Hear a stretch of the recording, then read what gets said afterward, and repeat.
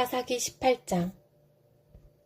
그때 이스라엘에 왕이 없었고 단지파는 이스라엘의 지파들 가운데서 아직 그들이 유산으로 받을 땅을 얻지 못하였으므로 그들이 자리 잡고 살 땅을 찾고 있었다.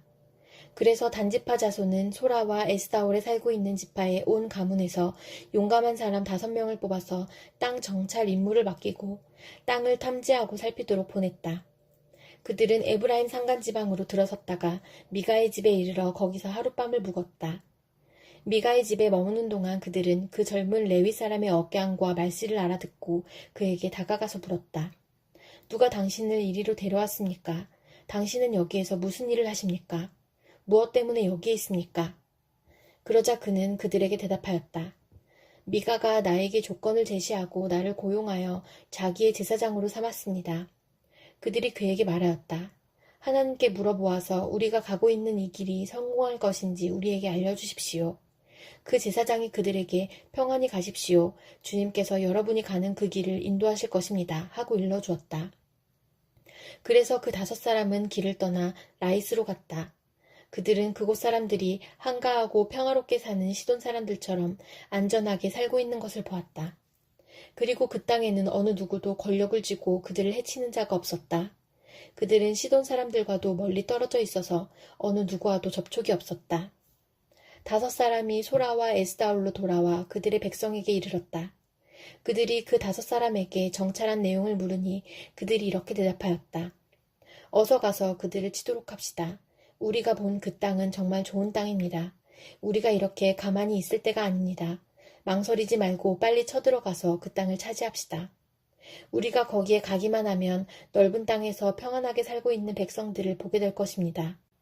하나님이 그 땅을 우리의 손에 넘겨주셨습니다. 무엇 하나 부러울 것이 없고 부족한 것이 없는 곳입니다. 단지파 가족들 가운데서 600명이 무기를 들고 소라와 에스다올에서 길을 떠났다. 그들은 유다 땅에 있는 기럇 여아림에까지 가서 진을 쳤다. 그래서 그곳 이름이 오늘날까지도 마하네단이라 불리고 있는데 그곳은 바로 기럇 여아림 서쪽에 있다. 그들은 그곳에서 에브라임 산간지방으로 올라가서 미가의 집에 이르렀다. 전에 라이스 땅을 탐지하러 갔던 그 5사람이 같이 간 사람들에게 말하였다. 여기 여러 채의 집이 있는데 이 가운데 어느 한 집에 은을 입힌 목상이 보관되어 있다는 것을 당신들은 알고 있을 것이요. 목상뿐만 아니라 드라빔과 에봇도 있소. 우리가 해야 할 일이 무엇이겠소? 그런 다음에 그 5사람은 젊은 레위 사람이 사는 집, 곧 미가의 집으로 들어가서 그에게 안부를 물었다. 단 자손 600명이 무기를 들고 문 어귀를 지키고 있었다. 그 땅을 탐지하러 갔던 5사람이 그리로 들어가서 은을 입힌 목상과 에봇과 드라빔과 부어 만든 우상을 챙기는 동안 제사장은 무기를 지닌 600명과 함께 문 어귀에 서 있었다. 미가의 집에 들어간 5사람이 은을 입힌 목상과 에봇과 드라빔과 부어 만든 신상을 가지고 나올 때에 제사장이 그들에게 어떻게 된 일이냐고 물었다. 그들이 그에게 대답하였다. 조용히 하십시오. 아무 말 말고 우리를 따라 나서십시오. 우리의 어른과 제사장이 되어주십시오. 이 집에서 한 가정의 제사장이 되는 것보다야 이스라엘의 한 지파와 한 가문의 제사장이 되는 것이 더 낫지 않겠습니까? 제사장은 그 제안이 마음에 들어 에봇과 드라빔과 은을 입힌 목상을 받아들고 그 무리들 가운데로 들어갔다. 그들은 발길을 돌려 길을 떠났다. 어린 아이들과 가축과 감나가는 소유물을 앞세웠다. 그들이 미가의 집에서 떠나 멀리 갔을 때에 미가와 이웃집 사람들이 함께 모여서 단지파 자손을 뒤쫓아왔다. 그들이 부르는 소리를 듣고 단지파 자손이 돌아서서 미가에게 물었다. 무슨 일이 있기에 이렇게들 모여서 오시오? 미가가 말하였다. 뭐요? 내가 만든 신상과 제사장을 빼앗아가면서 무슨 일이 있느냐고? 그게 말이나 되는 소리요? 나에게 남은 것이 무엇이요? 그러자 단지파 자손이 그에게 말하였다. 더 이상 아무 말도 하지 말고 가만히 있는 게 좋을 거요. 이 사람들이 성이 나서 당신들을 치고 당신과 당신의 가족의 생명을 빼앗을까 염려돼요. 미가는 상대가 자기보다 더 강한 것을 알고 발길을 돌려 집으로 돌아갔고 단지파 자손도 가던 길을 갔다. 단지파 자손은 미가가 만든 신상과 함께 그에게 딸린 제사장을 데리고 한가하고 평화롭게 사는 라이스 백성에게 가서 그들을 칼로 쳐서 죽이고 그들의 성을 불살라버렸다. 그런데도 라이스를 구하여 주는 자가 아무도 없었던 것은 그 성읍이 베드르홉 부근의 골짜기에 있어서 시돈에서 멀리 떨어져 있고 또 어느 누구와도 접촉이 없었기 때문이다. 단지파 자손은 허물어진 성을 다시 쌓고 그곳에서 살았다. 그들은 이스라엘에게서 태어난 그들의 조상 단의 이름을 따라 그 성을 단이라고 불렀다. 그 성의 본래 이름은 라이스이다. 단 지파 자손은 자기들이 섬길 신상을 세웠다. 그리고 모세의 손자이며 게르손의 아들인 요나단과 그의 자손이 단 지파의 제사장이 되어 그 땅 사람들이 포로로 잡혀갈 때까지 그 일을 맡았다. 그들은 하나님의 집이 실로에 있는 동안 내내 미가가 만든 우상을 그대로 두고 섬겼다. 사도행전 22장. 동포 여러분, 내가 이제 여러분에게 드리는 해명을 잘 들어주시기 바랍니다. 군중들은 바울이 히브리 말로 연설하는 것을 듣고 더욱더 조용해졌다. 바울은 말을 이었다. 나는 유대 사람입니다. 나는 길리기아의 다소에서 태어나서 이 도시 예루살렘에서 자랐고 가말리엘 선생의 문화에서 우리 조상의 율법의 엄격한 방식을 따라 교육을 받았습니다. 그래서 나는 오늘날 여러분 모두가 그러하신 것과 같이 하나님께 열성적인 사람이었습니다. 나는 이 도를 따르는 사람들을 박해하여 죽이기까지 하였고 남자든 여자든 가리지 않고 묶어서 감옥에 넣었습니다. 내 말이 사실임을 대제사장과 모든 장로가 증언하실 것입니다. 나는 그들에게서 다마스쿠스에 있는 동포들에게 보내는 공문을 받아서 다마스쿠스로 길을 떠났습니다. 나는 거기에 있는 신도들까지 잡아서 예루살렘으로 끌어다가 처벌을 받게 하려고 했던 것입니다. 가다가 정오 때쯤에 다마스쿠스 가까이에 이르렀는데 갑자기 하늘로부터 큰 빛이 나를 둘러 비추었습니다. 나는 땅바닥에 엎어졌는데 사울아, 사울아, 내가 어찌하여 나를 핍박하느냐 하는 소리가 들려왔습니다. 그래서 내가 주님 누구십니까? 하고 물었더니 그는 나에게 대답하시기를 나는 내가 핍박하는 나사렛 예수이다 하셨습니다. 나와 함께 있는 사람들은 그 빛은 보았으나 내게 말씀하시는 분의 음성은 듣지 못하였습니다. 그때에 내가 주님 어떻게 하라 하십니까? 하고 말하였더니 주님께서 내게 말씀하셨습니다. 일어나서 다마스쿠스로 가거라. 거기에는 내가 해야 할 모든 일을 누가 말해줄 것이다. 나는 그 빛의 광채 때문에 눈이 멀어서 함께 가던 사람들의 손에 이끌려 다마스쿠스로 갔습니다. 거기에 아나니아라는 사람이 있었습니다. 그는 율법을 따라 사는 경건한 사람으로 거기에 사는 모든 유대 사람에게 칭찬을 받는 사람이었습니다. 그가 나를 찾아와 곁에 서서 형제 사울이여 눈을 뜨시오 하고 나에게 말하였습니다. 그 순간에 나는 시력을 회복하여 그를 쳐다보았습니다. 그때에 아나니아가 내게 말하였습니다. 우리 조상의 하나님께서 당신을 택하셔서 자기의 뜻을 알게 하시고 그 의로우신 분을 보게 하시고 그분의 입에서 나오는 음성을 듣게 하셨습니다. 당신은 그분을 위하여 모든 사람에게 당신이 보고 들은 것을 증언하는 증인이 될 것입니다. 그러니 이제 망설일 까닭이 어디 있습니까? 일어나 주님의 이름을 불러서 세례를 받고 당신의 죄 씻음을 받으시오. 그 뒤에 내가 예루살렘으로 돌아와서 성전에서 기도하는 가운데 황홀경에 빠져 주님이 내게 말씀하시는 것을 보았습니다. 그는 말씀하시기를 서둘러서 예루살렘을 떠나라. 예루살렘 사람들이 나에 관한 내 증언을 받아들이지 않을 것이기 때문이다 하셨습니다. 그래서 내가 말하였습니다. 주님, 내가 주님을 믿는 사람들을 가는 곳마다 회당에서 잡아가두고 때리고 하던 사실을 사람들이 잘 알고 있습니다. 그리고 주님의 증언자인 스데반이 피를 흘리고 죽임을 당할 때에 나도 곁에 서서 그 일에 찬동하면서 그를 죽이는 사람들의 옷을 지키고 있었습니다. 그때에 주님께서 말씀하시기를 가라, 내가 너를 멀리 이방 사람들에게로 보내겠다 하셨습니다. 사람들이 바울의 말을 여기까지 듣고 있다가 이런 자는 없애버려라, 살려두면 안 된다 하고 소리를 질렀다. 그리고 그들은 고함을 치며 옷을 벗어던지며 공중에 먼지를 날렸다. 그때 천부장이 바울을 병영 안으로 끌어들이라고 명령하였다. 그리고 그는 유대 사람들이 바울에게 이렇게 소리를 지르는 이유를 알아내려고 바울을 채찍질하면서 캐물어 보라고 하였다. 그들이 채찍질을 하려고 바울을 눕혔을 때에 바울은 거기에 서 있는 백부장에게 로마 시민을 유죄 판결도 내리지 않고 매질하는 법이 어디에 있소 하고 말하였다. 백부장이 이 말을 듣고 천부장에게로 가서 어떻게 하시렵니까? 이 사람은 로마 시민입니다. 하고 알렸다. 그러자 천부장이 바울에게로 와서 내게 말하시오. 당신이 로마 시민이요? 하고 물었다. 바울이 그렇다고 대답하니 천부장은 나는 돈을 많이 들여서 이 시민권을 얻었소. 하고 말하였다. 바울은 나는 나면서부터입니다. 하고 말하였다. 그러자 바울을 신문하려고 하던 사람들이 곧 물러갔다. 천부장도 바울이 로마 시민이라는 사실을 알고는 그를 결박해 놓은 일로 두려워하였다. 이튿날 천부장은 무슨 일로 유대 사람이 바울을 고소하는지 그 진상을 알아보려고 하였다. 그래서 그는 바울의 결박을 풀어주고 명령을 내려서 대제사장들과 온 의회를 모이게 하였다. 그리고 그는 바울을 데리고 내려가서 그들 앞에 세웠다. 예레미야 32장. 유다왕 시드기야 제10년에 주님께서 예레미야에게 말씀하셨다. 그 해는 느부갓네살 제18년이었다. 그때 예루살렘은 바빌로니아 왕의 군대에게 포위되어 있었고 예언자 예레미야는 유다 왕궁의 근위대 뜰 안에 갇혀 있었다. 유다왕 시드기야는 예레미야를 그곳에 가두면서 그에게 이렇게 책망하였다. 그대가 어찌하여 이런 예언을 하였소? 주님께서 이렇게 말씀하신다.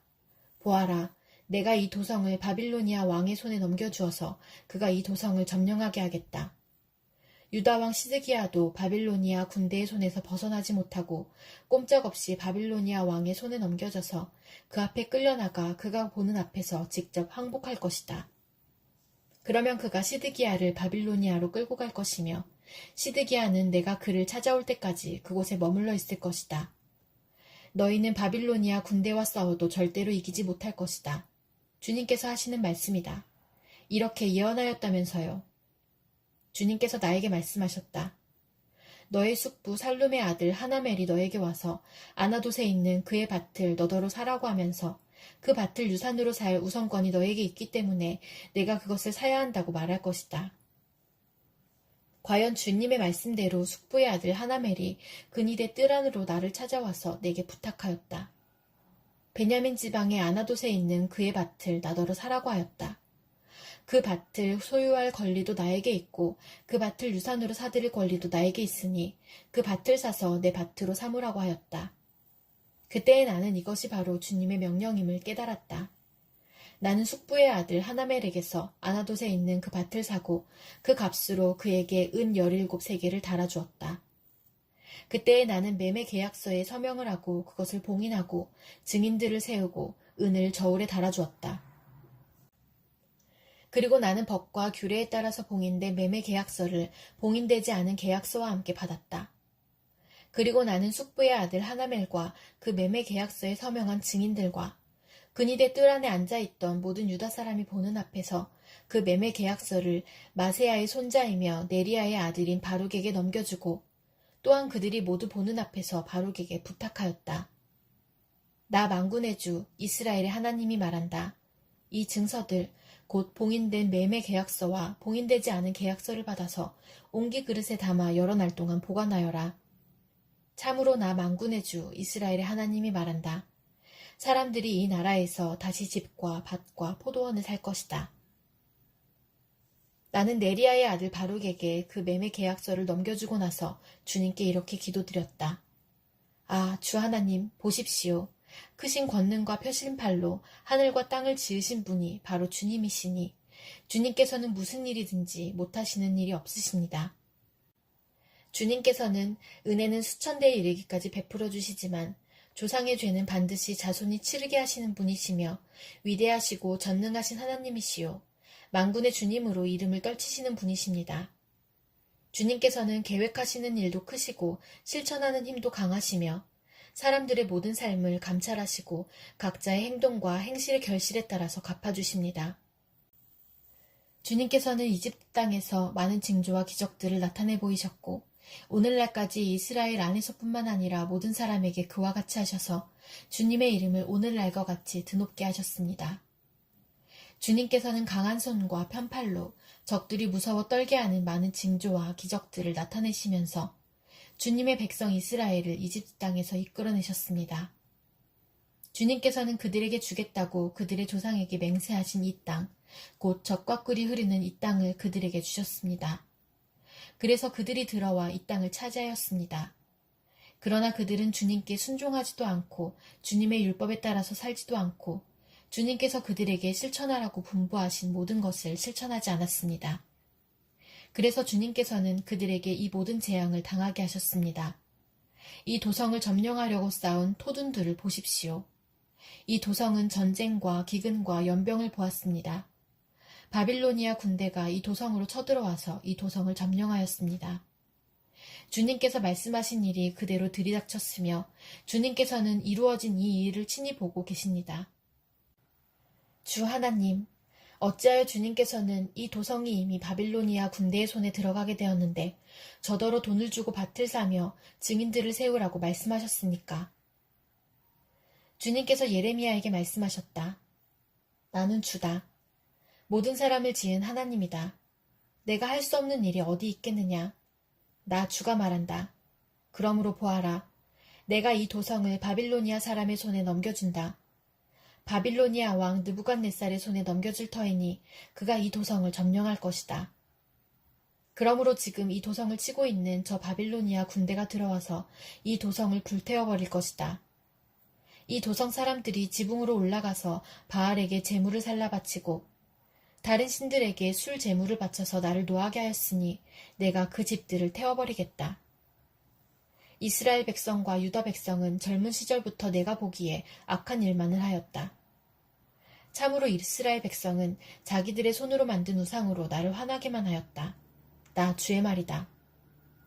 진정 이 도성은 사람들이 세울 때부터 오늘날까지 나의 분노와 노여움만을 일으켜 놓았기 때문에 이제는 내가 그것을 내 눈앞에서 치워버리겠다. 이스라엘 백성과 유다 백성이 왕들이나 고관들이나 제사장들이나 예언자들이나 유다 사람이나 예루살렘 주민이나 가릴 것 없이 모두 온갖 죄악을 저질러서 나를 노하게 하였다. 그들은 나에게 등을 돌려 나를 외면하였다. 내가 그들을 쉬지 않고 가르쳐주고 또 가르쳐 주었으나 그들은 나의 교훈을 받아들이지 않았다. 오히려 그들은 내 이름을 찬양하려고 세운 성전 안에 자기들이 섬기는 역겨운 것들을 세워놓아서 성전을 더럽혔다. 또 그들은 자기들의 아들, 딸들을 불태워 몰렉에게 제물로 바치려고 흰놈의 아들 골짜기에 바알의 산당을 쌓아놓았는데 나는 절대로 유다 백성을 죄악에 빠뜨리는 이 역겨운 일은 명하지도 않았고 상상조차도 해본 적이 없다. 이제 나 주 이스라엘의 하나님이 말한다. 너희는 이 도성을 두고 전쟁과 기근과 연병을 만나서 바빌로니아 왕의 손에 들어간 도성이라고 말하지만 똑똑히 들어라. 내가 분노와 노여움과 울어 때문에 그들을 여러 나라로 내쫓아버렸다. 그러나 이제 내가 그들을 이 모든 나라에서 모아다가 이곳으로 데려와서 안전하게 살게 하겠다. 그러면 그들이 나의 백성이 되고 나는 그들의 하나님이 될 것이다. 그때에 내가 그들에게 한결같은 마음과 삶을 주어 그들이 언제나 나를 경외하여 그들 자신뿐만 아니라 그들의 자손들까지도 길이 복을 받게 하겠다. 그때에는 내가 그들과 영원한 언약을 맺고 내가 그들에게서 영영 떠나지 않고 그들을 잘되게 할 것이며 그들의 마음속에 나를 경외하는 마음을 넣어주어서 그들이 나에게서 떠나가지 않게 하겠다. 나는 그들을 잘되게 함으로 기뻐할 것이며 나의 온 마음과 정성을 다하여 그들이 이 땅에 뿌리를 굳게 내리고 살게 하겠다. 나 주가 말한다. 내가 이 백성에게 이토록 큰 모든 재앙이 미치게 하였으나 이제 내가 이에 못지않게 그들에게 약속한 모든 복을 베풀어 주겠다. 너희는 지금 이 땅을 두고 사람도 없고 짐승도 없는 황무지이며 바빌로니아 군대의 손에 들어간 땅이라고 말하지만 바로 이 땅에서 사람들이 밭을 살 것이다. 앞으로는 베냐민 땅에서만 아니라 예루살렘의 사방과 유다의 성읍들과 산간지역의 성읍들과 평지의 성읍들과 남쪽의 성읍들에서도 사람들이 돈을 주고 밭을 사서 매매 계약서를 쓰고 봉인하고 증인들을 세울 것이다. 포로로 잡혀간 사람들을 내가 돌아오게 할 것이기 때문이다.